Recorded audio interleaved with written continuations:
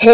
கதை கேட்க நீங்க வந்துட்டீங்களா? கதை சொல்ல நானும் வந்துட்டேன். நம்ம ஆல்ரெடி பார்த்துட்டு இருக்க கொரியன் டிராமாவோட அடுத்த எபிசோட் தான் பார்க்க போறோம். வீடியோக்குள்ள போறதுக்கு முன்னாடி ஏபிஎம் சொல்றது தான். இப்பயும் சொல்றேன். எஸ்எஸ் வாய்ஸ் ஓவர சப்ஸ்கிரைப் பண்ணுங்க. பார்த்ததுக்கு அப்புறம் லைக் பண்ணுங்க. மறக்காம போறதுக்கு முன்னாடி எக்ஸ்பிளனேஷன் எப்படி இருக்குன்னு சொல்லிட்டு கமெண்ட் பண்ணிட்டு போங்க. இந்த எபிசோட் எதுல ஸ்டார்ட் பண்றோம் அப்படின்னு பார்த்தா, ஆரம்பிக்கும்போதே 1998ல தான் காட்டுறாங்க. நம்ம ஹீரோயின் அப்படியே தலை தெறிக்க ஓடி வந்துகிட்டு இருக்கா. என்னடா ஆச்சு அப்படின்னு பார்த்தா, 3 அடியாளுங்க மாதிரி யாரோ இவள வந்துட்டு ஃபாலோ பண்ணிட்டு வந்துட்டு இருக்காங்க. பார்த்தா வேற யாரும் இல்ல, இவங்க அம்மா யாருகிட்ட கந்து வெடியெல்லாம் வாங்கியிருந்தாங்களோ அவங்க தான் வீட்டை தேடி வந்துகிட்டு இருக்காங்க. அத சொன்ன உடனே அவங்க அம்மா ஓடி போய் ஒளிஞ்சுக்கிறாங்க. வீட்ல நான் இல்லன்னு சொல்லு, அடிச்சு கூட கேட்பாங்க. அப்பவும் நான் இல்லன்னு சொல்லு அப்படின்னு சொல்லிட்டு இவனுங்களும் வந்த உடனே என்ன பண்றானுங்கன்னா, ஹீரோயின போட்டு அடிச்சு டார்ச்சர் பண்றானுங்க. அது மட்டும் இல்லாம அங்க இருக்க பொருள் எல்லாத்தையும் தூக்கி போட்டு உடைக்கிறாங்க. எங்க உன் அம்மா? எங்க உன் அம்மான்னு கேட்டாலுமே வந்து ஹீரோயின் வந்து எதுவுமே சொல்ல மாட்றா. இங்க இப்போதைக்கு எங்க அம்மா இல்ல அப்படின்றத மட்டும் தான் சொல்றா. இவனுங்களும் லேஸ் பட்டவனுங்க இல்லங்க. சின்ன பொண்ணுன்னு கூட பார்க்காம ஹீரோயின போட்டு எவ்வளவு அவனுங்களால அடிக்க முடியுமோ அவ்வளவு அடிக்கிறானுங்க. பிரசன்ட்ல காட்டுறாங்க ஹீரோயின் வந்து இதெல்லாம் யோசிச்சுட்டு உட்கார்ந்துட்டு இருக்கா. அவங்க அம்மா இப்பதான் கண்ணு முழிச்சு பாக்குறாங்க. மேடம் கொஞ்சம் என் பக்கத்துல வர முடியுமா அப்படின்னு கேக்குறாங்க. ஹீரோயினா அவங்க பொண்ணுன்னே அவங்களுக்கு தெரியல. ஹீரோயினும் பக்கத்துல போறா. போன உடனேயே வந்து என்னோட பொண்ண கூப்பிட முடியுமா? என் பொண்ண வந்து நான் இப்பவே பார்க்கணும். கொஞ்சோண்டு ஹெல்ப் பண்ணுங்க அப்படின்னு கேட்கும்போது, எதுக்காக உங்க பொண்ண நீங்க பார்க்கணும் அப்படின்னு ஹீரோயின் கேக்குறா. அவகிட்ட நான் மன்னிப்பு கேட்கணும். அவளுக்கு நான் பெரிய துரோகம் பண்ணிட்டேன். அவ ரொம்ப பெரிய ஆள் தெரியுமா? அவ சூப்பரா கோல்ஃப் விளையாடுவா. அவ ரொம்ப கஷ்டப்பட்டு சம்பாரிச்ச பணத்த எல்லாம் நான் கேம்பிளிங் ஆடியே வந்து எல்லா பணத்தையும் விட்டுட்டேன் அப்படின்னு சொல்றாங்க. அப்பதான் மறுபடியும் பழைய விஷயத்த காட்டுறாங்க. அவங்க அம்மா நாய அடிச்சு வெளியில துரத்திட்டு நாய் வீட்டு உள்ள போய் பூந்துக்கிறாங்க. அப்ப கூட ஹீரோயின் சொல்றா, "அம்மா தயவு செஞ்சு என்ன தனியா விட்டுட்டு போகாத. எனக்கு பயமா இருக்கு" அப்படின்னு சொல்லும்போது கூட, "என்ன ஆனாலும் சரி நான் இங்க தான் இருக்கேன்னு நீ சொல்லவே கூடாது" அப்படின்னு சொல்றாங்க. இவ அடி வாங்கின மொத்தத்தையும் அவங்க பாத்துக்கிட்டு தான் இருந்திருக்காங்க. அப்பவும் நான் இல்லன்னு சொல்லு அவங்கள இங்கிருந்து அனுப்பு அப்படின்னு சைகை காமிச்சிருக்காங்க. ஆனா இப்போ உட்காந்து கெஞ்சிக்கிட்டு இருக்காங்க. என்ன மன்னிச்சிடுங்க மேடம், என்ன மன்னிச்சிடுங்க. என் பொண்ணுக்கு நான் துரோகம் பண்ணிட்டேன். என்னோட சவுண்டே இல்லாம நான் எந்த ஒரு இருக்கிற தடயமும் இல்லாம இங்கேயே இருந்துடுறேன். ஆனா என் பொண்ண ஒரே ஒரு வாட்டி பார்க்கணும். அவகிட்ட நான் மன்னிப்பு கேட்கணும் அப்படின்னு கெஞ்சுறாங்க. ஹீரோயினுக்கே பார்க்கும்போது பயங்கர கஷ்டமாயிடுது. கொஞ்ச நேரத்திலேயே பார்த்தா அப்படியே அன்கான்ஷியஸ் ஆயிடுறாங்க. மறுபடியும் பழைய விஷயத்த காட்டுறாங்க. அவங்க அம்மா ஒரு வழியா ஹீரோயின வந்து எப்படி சமாதானப்படுத்துறாங்கன்னா, "நான் ஜெயிச்ச பணத்த வச்சு அமெரிக்காக்கு டிக்கெட் வாங்கிட்டேன். இங்க பாத்தியா நம்ம அமெரிக்காக்கு போக போறோம்" அப்படின்னு சொல்றாங்க. ஹீரோயின் இங்க பயங்கரமா அழுதுகிட்டு இருக்கா பிரசன்ட்ல. "அம்மா நீ மன்னிப்பு கேட்டுட்டேன்னா, கேட்கறதுக்கு எனக்கு சான்ஸே குடுக்காம நீ இப்படி ஆயிட்டியேம்மா. தயவு செஞ்சு கேளு.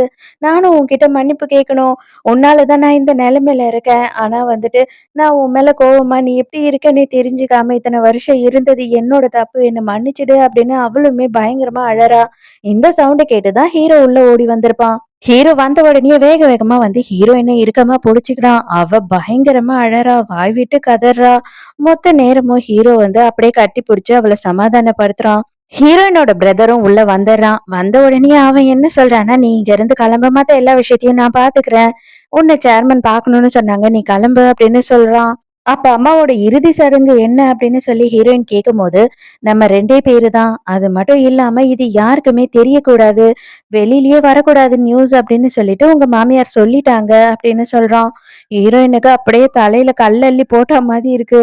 நம்ம மாமியார் கேள்விய இப்பதான் காட்டுறாங்க. அடடா! அப்படின்ற மாதிரி அவங்க மியூசிக் கேட்டுக்கிட்டு சந்தோஷமா என்ஜாய் பண்ணிக்கிட்டு உட்கார்ந்துகிட்டு இருக்காங்க. இப்பதான் ஹீரோயின் வந்து கதவ தட்டுறா. ஐயய்யோ! நான் எல்லாத்தையும் கேள்விப்பட்டேன்ம்மா. என்ன பண்றது? போணும்னு டைம் வந்துட்டா போய் தான் ஆகணும்.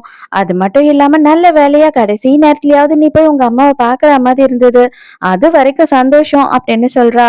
உங்க அண்ணங்காரன் மத்த எல்லா விஷயத்தையும் பார்த்து பண்ணி கவலைப்படாத. நீ போயிட்டு நாளைக்கு மீட்டிங்க்காக ரெடி பண்ணு.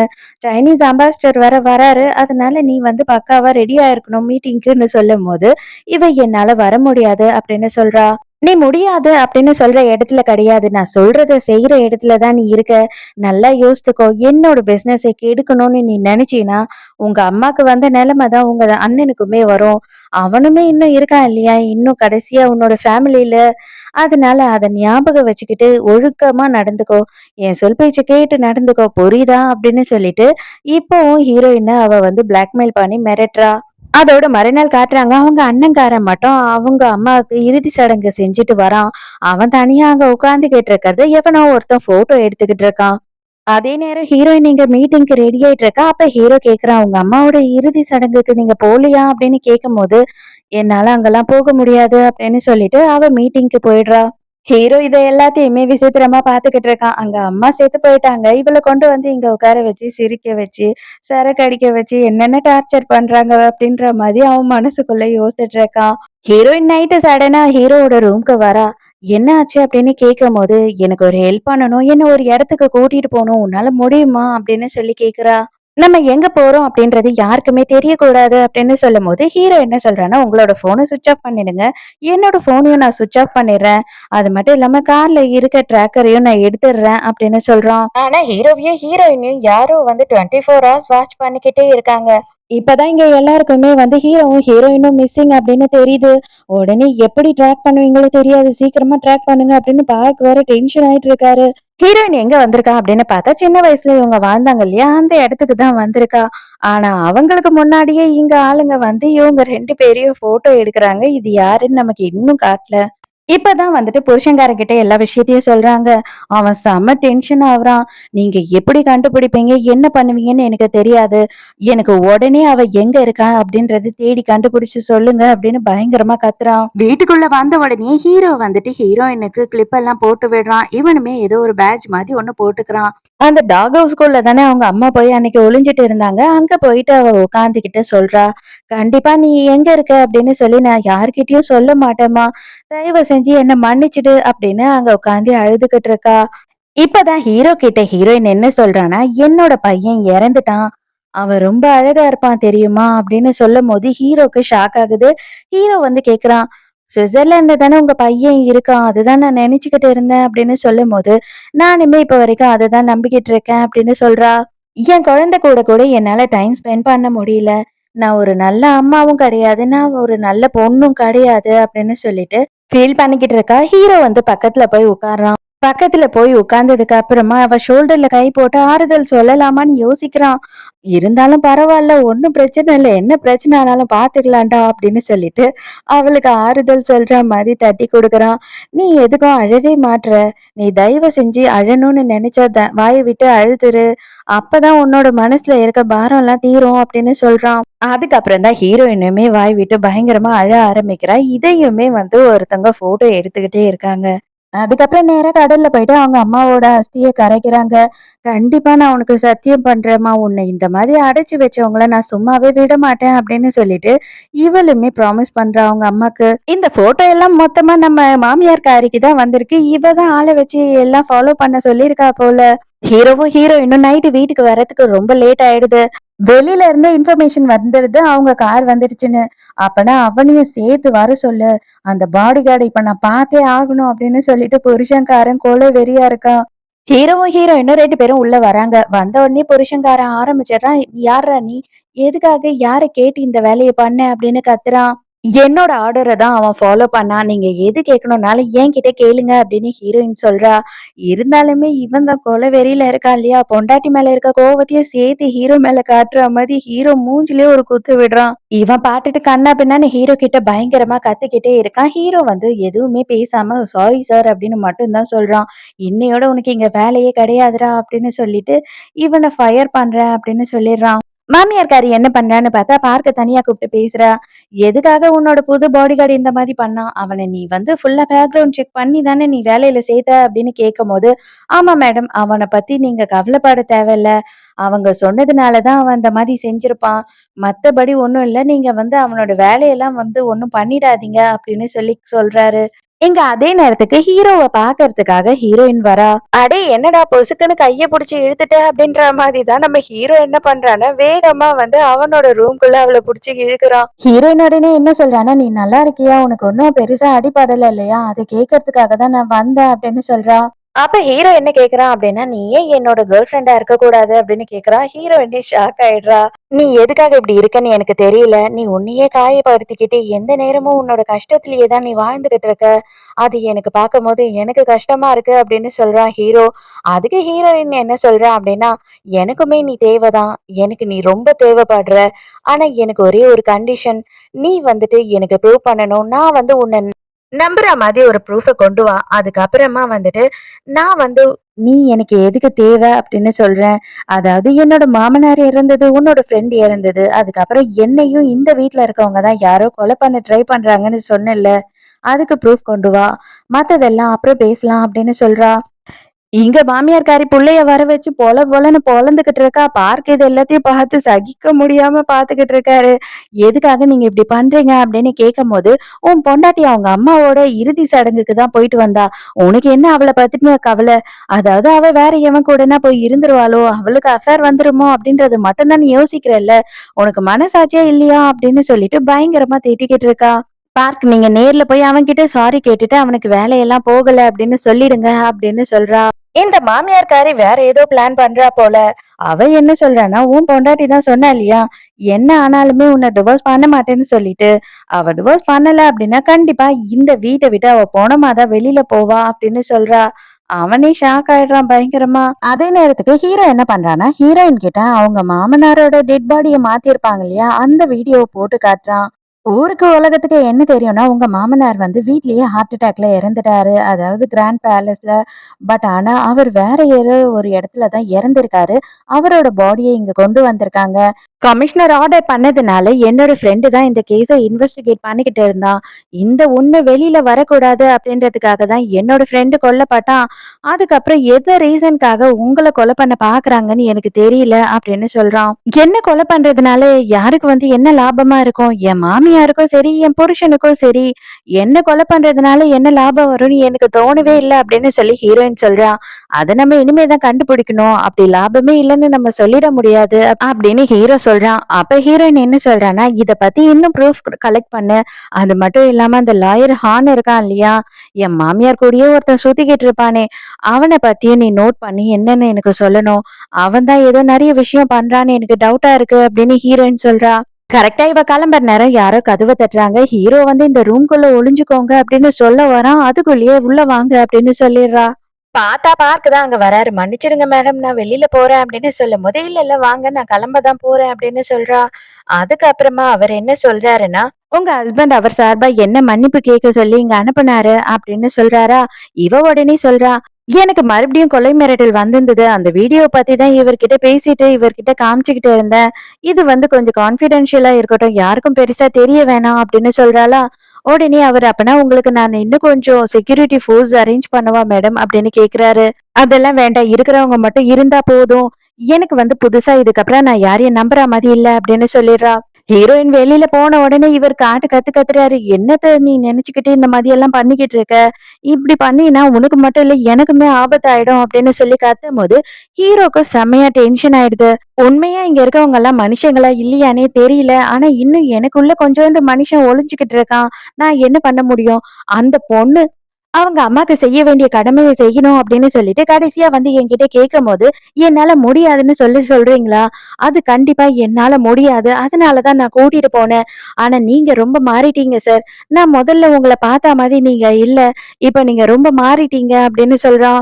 இத பாரு இங்க எல்லாம் இப்படிதான் இருக்கும். இது எல்லாத்தையும் நீ அட்ஜஸ்ட் பண்ணி தான் போயாகணும். உனக்கு ரொம்ப அடியெல்லாம் படலல்ல அப்படின்னு சொல்லி கேட்கும்போது, எனக்கு ஒண்ணும் பிரச்சனை இல்ல சார். நான் ஓகே தான் அப்படின்னு சொல்லிடுறான்.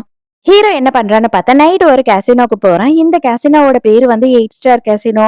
இங்க என்ன நடக்குது அப்படின்னா, ஆக்சுவலா மணிலால நடக்கும் இல்லையா? காசு வாங்கிக்கிட்டு இந்த கான்ட்ராக்ட் கில்லிங் பண்றது, அந்த மாதிரியான விஷயம் தான் இங்கேயும் நடந்துட்டு இருக்கு. அந்த மணிலால இருக்க இடத்துக்கும் சரி, இந்த இடத்துக்கும் சரி லிங்க் இருக்கு. சோ இங்க நடந்த கொலை எல்லாமே வந்து இங்க இருக்க ஆளுங்கள வச்சுதான் பண்ணியிருப்பாங்கன்றதுக்காக, அது மட்டும் இல்லாம நம்ம பார்க் இருக்காரு இல்லையா? அவருக்கும் இந்த இடத்துக்கும் லிங்க் இருக்குன்னு சொல்லி இத விசாரிக்கிறதுக்காக ஹீரோ அங்க வந்திருக்கான்.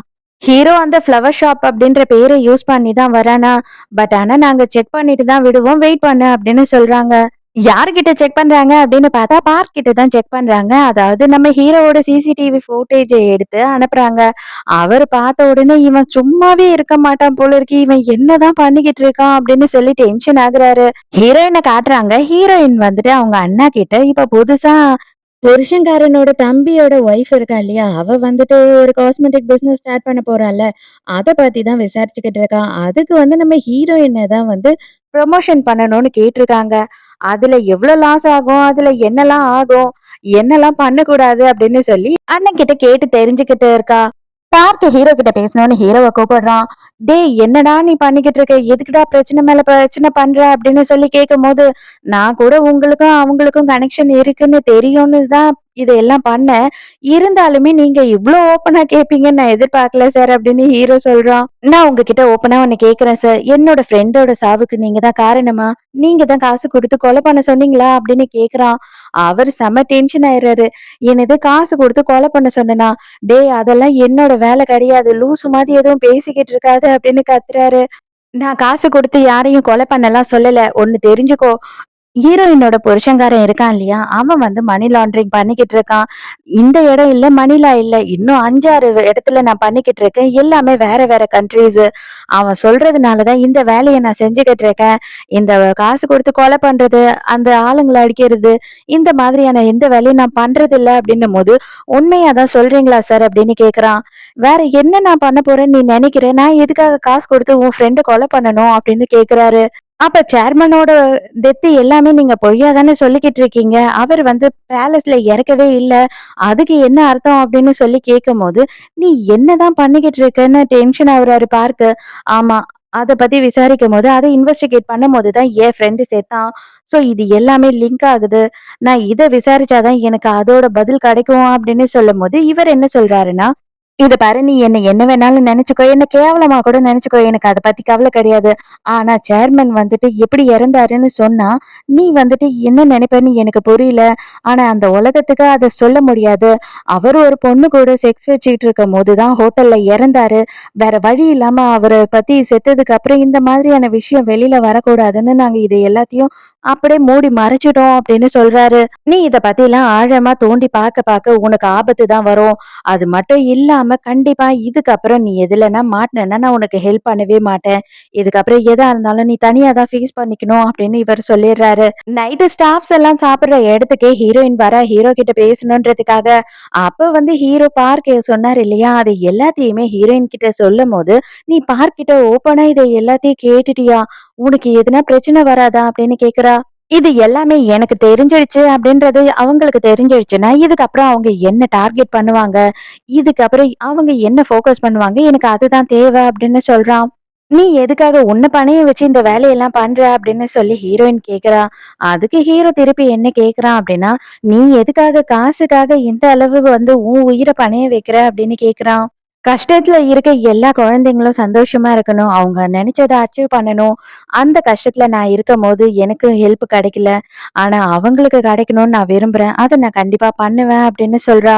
நைட்டெல்லாம் ஹீரோயினுக்கு தூக்கமே வரமாட்டுது. ஃபுல்லா ஹீரோவோட நெனப்பாவே இருக்கு. திரும்பி திரும்பி படுத்துக்கிட்டு இருக்கா. மறுநாள் ஹீரோயின் என்ன பண்றா அப்படின்னு பார்த்தா, லோக்கல் பிராண்ட் காஸ்மெட்டிக்ஸ வந்து ஒண்ணு ப்ரமோட் பண்ணிடுறா. அதுக்கு ஆட் ஃபிலிம்க்கு வேற நடிச்சு விட்டுர்றா. எங்க மாமியார்காரி கிட்ட சின்ன மருமக வந்து செம்ம கத்திக்கிட்டு இருக்கா.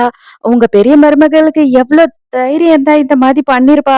என்னோட பிராண்டுக்கு வந்துட்டு அவ ப்ரமோட் பண்ணணும் அப்படின்றது தானே நம்மளோட டீல். ஆனா அவ இத பண்ணதுனால என்னோட பிராண்ட் இன்னைக்கு தான் வந்து லான்ச் பண்றோம். அதுக்கு எவ்ளோ லாஸ் தெரியுமா? அப்படின்னு சொல்லி காச்சு பூச்சுன்னு கத்திக்கிட்டு இருக்கா.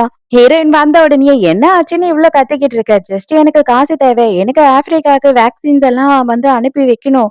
அதுக்காக காசு வேணுன்றதுக்காக ஒரு ப்ரமோஷன் ஆட் பண்ணி குடுத்தேன். அவ்வளோதான். இது ஒரு சிம்பிளான விஷயம். இதுல என்ன உனக்கு பிரச்சனை? அப்படின்னு கேட்கிறா. நீ அந்த காஸ்மெட்டிக்ஸ்க்கு ஆட் பண்ணிட்டு எங்களோடத ப்ரமோட் பண்ண முடியாது அப்படின்றது உனக்கு தெரியாதா? எதுக்காக நீ இந்த மாதிரி பண்ண? அப்படின்னு சொல்லிட்டு இவ பயங்கரமா கத்துறா. புருஷன்காரனும் டென்ஷன் ஆகுறான். ஹீரோயினோட புருஷன்காரனும் வந்து உட்கார்ந்துடுறான். ஆனா ஹீரோயினுக்கு சப்போர்ட்டா ஹீரோயின் திமிராவே இருக்கா அப்படின்றதுனால இவ என்ன பண்றா அப்படின்னா, நான் தான் உன் புருஷனை கல்யாணம் பண்ணிக்கணும் தெரியுமா? நாங்க வந்துட்டு என்கேஜ்மெண்ட் வரைக்குமா போயிடுச்சு. ஆனா எங்களோட கல்யாணத்துக்கு முன்னாடி அவன் கூட இருந்த ஒரு ஆக்ட்ரஸ் வந்து என்ன நடந்ததுன்னே தெரியாம செத்து போயிருந்தா. அது யாரு தப்பு என்ன ஏதுன்னு கண்டுபிடிக்கிறதுக்கு கூட போலீஸ்க்கு துப்பு கிடையாது. அதே மாதிரி நிலைமை ஒரு நாள் உனக்கும் வரும். நான் எப்படியோ நல்ல விதத்துல தப்பிச்சிட்டேன் அப்படின்னு சொல்றாளா. மாமியார் வெளியில போடி அப்படின்னு கத்துன உடனே, அட தண்ட கருமாந்திரம் எழுந்து வாடா அப்படின்னு சொல்லிட்டு, புருஷன் மண்டையிலயே ஒரு கொட்டு கொட்டிட்டு போறா அங்கிருந்து. அத பாத்துட்டு ஹீரோயினோட புருஷன்காரன் என்ன சொல்றான்னா, "ஏய் தப்பிச்சது நீ இல்லடி, தப்பிச்சது நான் தான். நான் தான் கடவுளுக்கு நன்றி சொல்லணும்" அப்படின்னு கத்திக்கிட்டு இருக்கான்.